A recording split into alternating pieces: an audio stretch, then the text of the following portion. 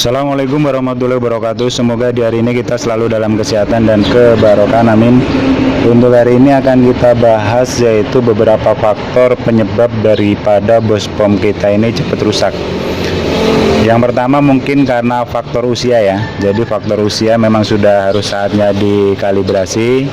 Untuk di sedotannya mungkin sudah berkurang sehingga dia itu seperti mobil masuk angin. Jadi bospom ciri-ciri rusaknya itu adalah susah di starter, terus seperti mobil masuk angin lah, jadi hidupnya itu agak susah. Nah, selain faktor daripada usia, mungkin juga karena faktor perawatan yang kurang maksimal. Jadi mungkin bagi rekan-rekan sekalian yang memiliki mobil, terutama adalah mobil diesel, jadi untuk bospom ini betul-betul agar selalu diperhatikan, itu adalah untuk sirkulasi daripada BBM ke bospom itu sendiri.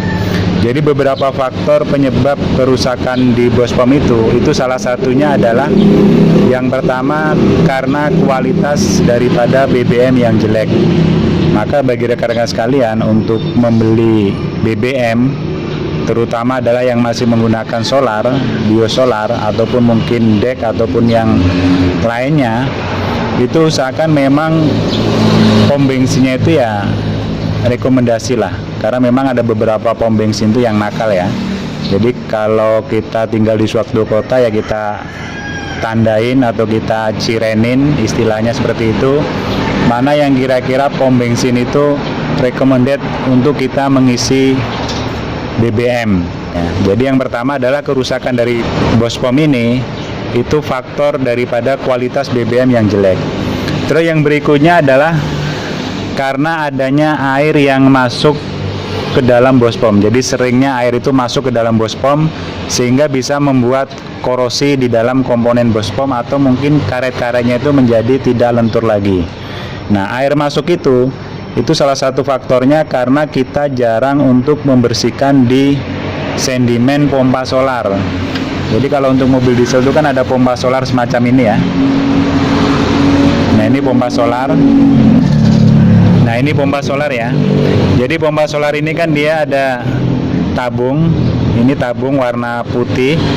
Dan di bawahnya ini biasanya ada untuk baut untuk pembukaan. Nah, ini tujuannya apa? Ini adalah untuk menampung air yang terbawa naik ke atas atau tersedot ke atas. Nah, air itu akan ditampung di sini. Nah, makanya untuk pembersihan daripada pompa solar ini jangan juga menunggu kalau indikator penunjuk pompa solar sudah nyala baru kita bersihkan. Nah, biasanya kalau petunjuk indikator itu sudah nyala, itu airnya sudah banyak. Nah, air banyak ini ya bisa jadi kemungkinan nih sebagian sudah masuk ke dalam bospom kita. Karena apa? Karena kondisi volumenya sudah tinggi. Jadi kita usahakan pembersihan pompa solar ini tidak harus selalu menunggu daripada indikator yang ada di speedometer itu menyala. Tapi ya kita usahakan rutin lah. Mungkin pas kita ganti oli, ganti filter solar, nah itu sekalian kita bersihkan adalah untuk di pompa solar. Atau minimal kita 1 bulan sekali atau 2 bulan sekali kita buang adalah untuk di bagian bawah ini. Kita bersihkan untuk solar-solar yang endap di bagian bawah, termasuk yaitu bagian yang ada airnya, karena biasanya ada airnya ya, air paling bawah. Nah, itu salah satu faktornya bospom cepat rusak itu karena air yang di penampungan yang harusnya ditampung di dalam pompa solar ini dia ikut terbawa. Nah, maka bagi rekan-rekan sekalian, walaupun saya juga pernah mengajarkan untuk bypass tanpa melalui pompa solar langsung ke filter solar, itu juga baiknya itu juga menggunakan pompa solar. Kalau seandainya kita bypass tanpa menggunakan pompa solar, itu yang perlu perhatian adalah untuk di filter solar ini. Jadi filter solar ini usahakan selalu sering diganti. Minimal kita ganti oli, kita ganti filter solar. Karena itu tadi tujuannya, kalau tidak ada pompa solar otomatis semuanya akan terendap di filter solar ini. Nah, kita takutnya air akan terbawa ke bospom. Nah, itu juga berpengaruh untuk mempercepat usia bospom kita ini gampang rusak. Jadi itu ya, jadi karena air masuk ke dalam bospom, jadi usahakan pompa solar ini selalu dicek, selalu dibersihkan. Terus yang berikutnya adalah yang mempercepat kerusakan daripada bospom itu adalah karena ada kotoran yang ikut masuk ke dalam. Jadi istilahnya itu kita jarang untuk mengganti filter solar. Nah ini, jadi rekan sekalian, kalau kita jarang mengganti filter solar atau sampai dundutan baru kita ganti, nah itu pengaruhnya nanti ke bos pom. Karena apa? Karena saringan atau kotoran ini tidak tersaring lagi.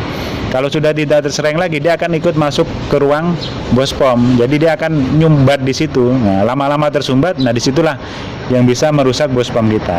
Maka usahakan untuk penggantian filter solar ini usahakan rutin ya. Rutin, kalau istilahnya itu ya walaupun belum nyampe kilometernya, kita usahakan ya. Kalau saya itu biasanya sudahlah, karena harganya juga tidak begitu mahal. Kalau kita pakai yang besar ini sekitar 60-50 ribu, kalau yang kecil itu 35, ya sudah sekalian ganti filter oli, filter solar. Jadi 21 kan, kita ganti oli itu kan 2 kali ganti oli, 1 kali ganti filter solar, sekalian ganti filter oli. Nah itu, jadi lebih cepat, lebih baik kita ganti untuk di filter solar ini. Karena kalau seandainya sampai terlambat, sering telat, nah itu tadi, yang aturan kotorannya itu tidak ikut tersedot masuk ke dalam bos pom, dia masuk ke dalam bos pom, yang akhirnya menyebabkan daripada bos pom kita ini cepat bermasalah, cepat tersumbat. Nah itulah kira-kira yang menyebabkan sering terjadi kerusakan di dalam bos pom kita, walaupun belum saatnya, walaupun belum usianya, tapi sudah rusak duluan. Salah satu faktornya adalah itu tadi, jarang mengganti filter solar, jarang menguras daripada endapan air yang ada di pompa solar. Nah, dan selain itu usahakan juga kita selalu rajin untuk istilahnya itu gurah untuk di bos pom ya. Jadi kan ada itu untuk pembersihan daripada injektor bos pom itu ada cairannya, ada chemicalnya, itu kita usahakan. Namanya mungkin sudah jalan sekitar 50.000 km, ya itu kita bersihkan dengan cairan tersebut. Itu tujuannya apa? Adalah untuk membersihkan kerak-kerak yang mungkin nempel di dalam komponen bos pom kita. Jadi saya rasa itu aja. Semoga bermanfaat. Mohon maaf bila kurang berkenan. Assalamualaikum warahmatullahi wabarakatuh.